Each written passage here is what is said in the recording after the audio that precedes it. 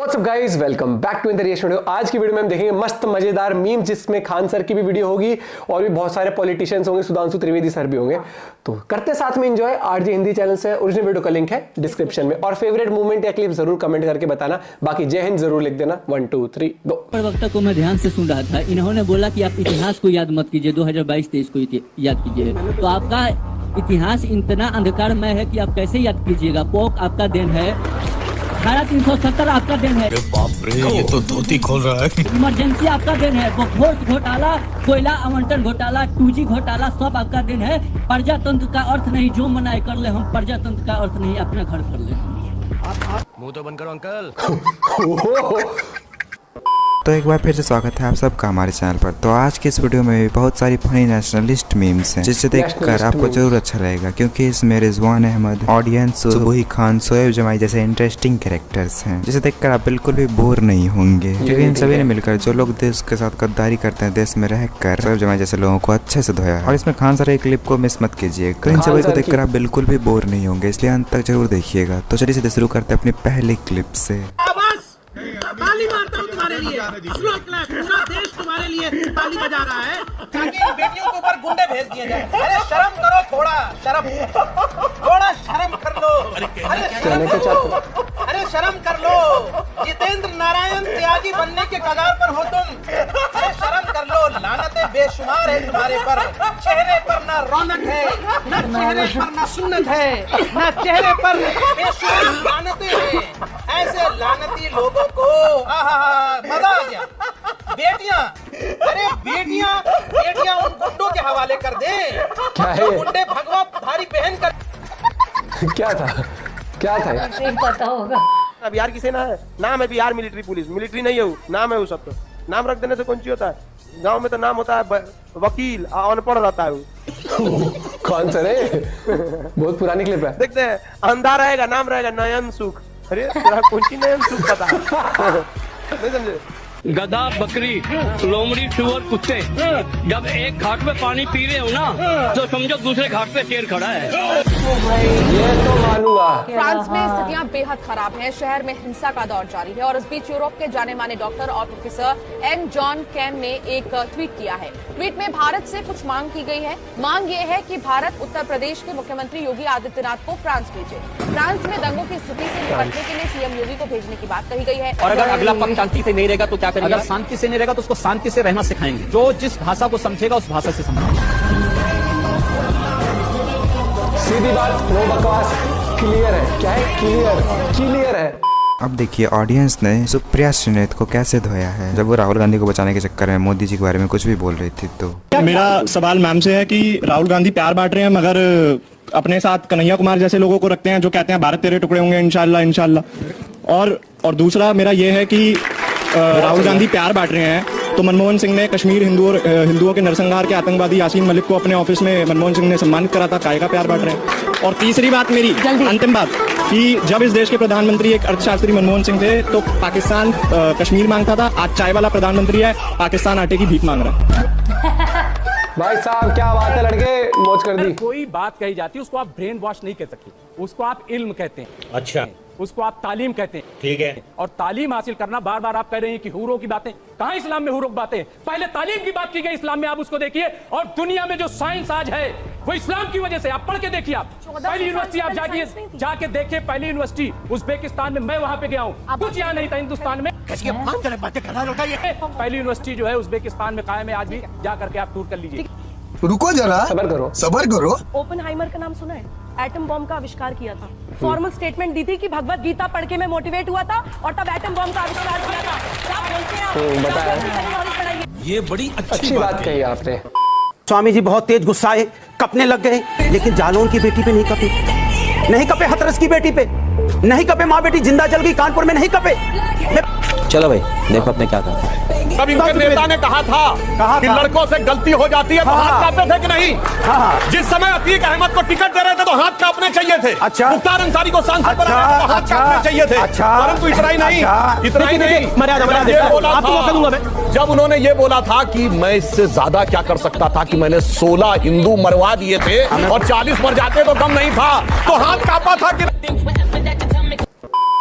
5 वक्त नमाज पास हजारों की तादाद में मस्जिदों को जाओगे तो यकीन मानो सारी दुनिया ये कहेगी कि हाँ ये इस्लाम है, हम भी इसको कबूल कर लेंगे। देखा आपने, अगर तुम मस्जिदों में जाओगे, बड़ी अच्छी बात है, तो सब तुम्हें देख के इस्लाम कबूल कर लेंगे। यानी इसके दिमाग में भी इंग्लैंड से बैरिस्टरी पढ़ने के बाद यही चल रहा है कि कौन इस्लाम कैसे कबूल करेगा। ये बड़ी अच्छी बात कही है। हम मालूम है तेरे बाप को मत सिखा, चल। अब देखिए, जब केजरीवाल के बारे में पूछा जाता है दिल्ली की जनता से, तो वहाँ की जनता का राय सुनिए केजरीवाल पर। अच्छा ये बताओ, ये केजरीवाल की जब से तुम पढ़ रही हो, केजरीवाल की सरकार आई है, गवर्नमेंट स्कूल में कुछ सुधार हुआ कि झूठी? देखो मेरे को तो फेक लग रहा है, क्योंकि मेरे को बिल्कुल बिलीव नहीं है केजरीवाल पे। हमारे पूरे परिवार को कभी बिलीव हुआ ही नहीं केजरीवाल पे, क्योंकि उन्होंने कुछ बदलाव किया ही नहीं। अरे तो केजरीवाल कह रहे थे कि मोदी जी कुछ पढ़े लिखे नहीं है, उनको कुछ आता नहीं है। ज्ञान पढ़ाई लिखाई से नहीं होता, सोच समझ के होता, तजुर्बा है उनको, और वो चला भी अच्छे रहे हमारे देश को। इनने क्या उखाड़ लिया? तो कह रहे हैं हमने बहुत अच्छा काम किया। वो तो चप्पल में रहते थे, लेकिन चप्पल में उनके इतने बड़े बड़े 8 लाख के पर्दे लगवा रहे हैं, ये कर रहे हैं, वो कर रहे हैं। मेरे हिसाब से I don't like this Kejriwal. Modi is the best person. हमारा घर उन्होंने बनवा दिया। मैं हिंदू हूँ, ये पता कैसे चलेगा मेरे पिता की जाति धर्म से या मेरे माता की जाति या धर्म से? देखिए, भारतीय संस्कृति के अनुसार और प्राचीन काल से तो मार्क्स से पता चलता था कि अर्जुन को कौंते कहा गया है ना। कई बार भगवान कृष्ण ने गीता में उनको कहा हे कौंते। ऐसे ही और कई उदाहरण मिलते हैं। कहा गया, ठीक है, लेकिन बात तो घुमाइए नहीं, मैं सीधा पूछ रहा हूँ, मुझे ज्ञान दे रहे हैं। सीधे सीधी बात में, माता की जाति से मैं हिंदू होता हूँ या पिता की जाति धर्म से मैं हिंदू होता हूँ? मैंने जो जवाब दिया आप भी समझ रहे होंगे। आचार्य जी ने जो बोला मैं ऐड करना चाहता हूँ।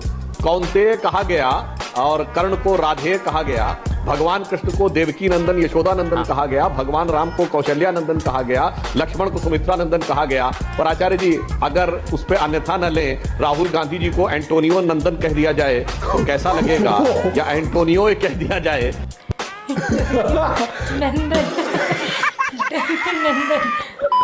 हमसे पूछिए ना, हिंदू मुस्लिम ये लोग कर रहे हैं, हिंदू मुस्लिम कर करके ये लोग लड़ाते हैं और दूसरे को बोलते हैं कि हिंदू मुस्लिम ये लोग खुद हिंदू मुस्लिम करते हैं। ममता दीदी हैं, गठबंधन की बात आप कर रहे हैं, उसमें ममता दीदी है ना। आप चले जाइए पश्चिम बंगाल में, रामनवमी के दिन कितना टांडो मचा।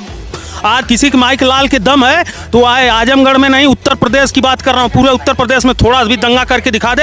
अगर 24 घंटा नहीं बीतेगा वो तो जाएंगे, उनकी खानदान भी चली जाएगी, 7 पुश्त एकदम खत्म हो जाएगा। बुलडोजर बाबा चाप रहे हैं, माफिया। मेरा सवाल आप सबसे है कि जब बिरयानी की बात आती है तो मुस्लिम और जलेबी की बात आती है तो हिंदू, इस देश में कहां से कहां तक सेक्युलरिज्म अभी जिंदा है? मैं जवाब दे दूं, ये बिरयानी मुस्लिम कब से हो गई? ये बताइए, सुनिए, बिरयानी का मेन कंस्टिट्यूएंट क्या है? चावल। अरब में चावल पैदा होता है क्या? जहाँ पानी होता है सबसे ज्यादा वहाँ पैदा होता है। दूसरा कंस्टिट्यूएंट है घी। घी कहाँ होता है? जहाँ खूब दूध, दूध से दही, दही से मक्खन, मक्खन से घी, वहाँ ऊँट का बूंद बूंद दूध आता था, कहाँ से घी आया? तीसरा कंस्टिट्यूएंट है मसाले। अरे बिरयानी भी हिंदुस्तानी है, जलेबी भी हिंदुस्तानी है, उनका कुछ नहीं था जो बाहर चले। तो आज के लिए बस इतना है। वीडियो अगर आपको थोड़ा सा भी अच्छा लगा तो वीडियो को लाइक कर। भाई मौज करा दी, बढ़िया मीम्स थे, 1 नंबर था। और खान सर पहचान में नहीं आया उस टाइम पे, बहुत ही पुरानी क्लिप थी वो भाई।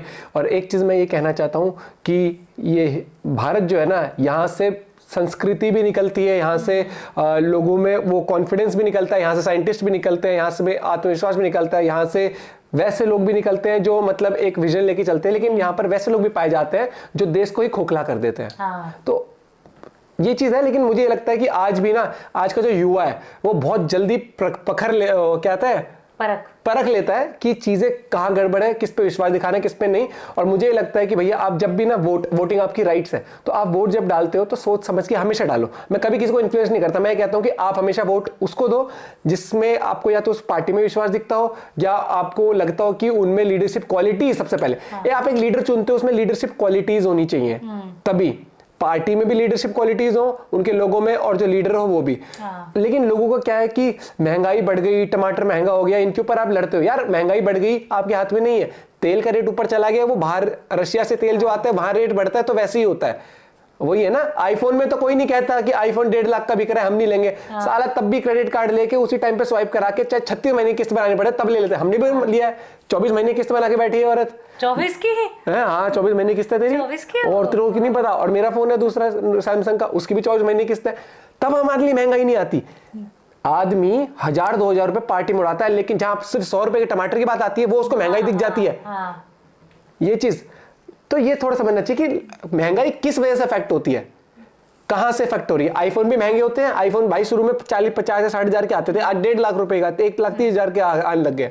तो महंगाई इसलिए होती है, चीजें की एक्सपेंडिचर बढ़ते हैं। वैसे ही तेल रशिया महंगा कर रहा है ना, रशिया क्रूड ऑयल महंगा रेट बढ़ा रहा है, तो उस इंडिया महंगे पे लेगा, तो इंडिया प्रोसेस भी करेगा, फिर उस पर वैट लगाए, ताकि उस जो वैट लगेगा, जीएसटी लगेगी, उससे वो पैसा जो आएगा थोड़ा पेट्रोल पंप वाले कमाएंगे, थोड़ा सरकार के खजाने में जाए, सरकार खजाने में जाएगा तो रोड ये सब बनेंगे, डेवलपमेंट होगा। लेकिन लोगों को क्या है, भारत भले ही 80 रुपए का तेल बाहर से या 70 रुपए का ले ले, लेकिन हमें उसी टाइम का देते जो 50-40 का चलता था। भाई वो तेल तो फिर 2-3 रुपए लीटर भी आता था एक टाइम पर। तो फिर ये कहो ना, जो पुरानी पार्टी थी उसको भी जाके उसके सर पकड़ के बोलो तेरे आने से पहले इतना था। आजादी के टाइम का रेट गिरा दो फिर तेल का, आजादी के टाइम पे क्या तेल था। ये नहीं होता। तो आप लॉजिकली और टाइम, रियलिस्टिक टाइम में आप जी रहे हो। आज के पीरियड में जब आप जी रहे हो तो 2023-24 के हिसाब से महंगाई की बात होनी चाहिए। बाकी कंट्रीज, अगर आप यूरोप में देखोगे ना, इन्फ्लेशन रेट, महंगाई दर इतना महंगा चल रहा है वहां पर, इंडिया फिर भी उससे कई गुना बची हुई है। तो वही चीज होती है, पॉलिसी होती है, और आप देखो कैसे चला रहे हो। तो वही मैं कहूँगा, लीडर कोई भी आता है आपके बार इलेक्शन, भाई आप पहले देख लो, जांचो परखो। आपको लगता है कि उसका विजन, आलू प्याज टमाटर कभी सस्ते या महंगे करके नहीं देंगे वो लोग। आपके हाथ में होता है देश को तरक्की कराना। अपना पॉइंट ऑफ व्यू शेयर कर सकते हो। मिलते हैं आपसे वीडियो के साथ। Bye bye, take care.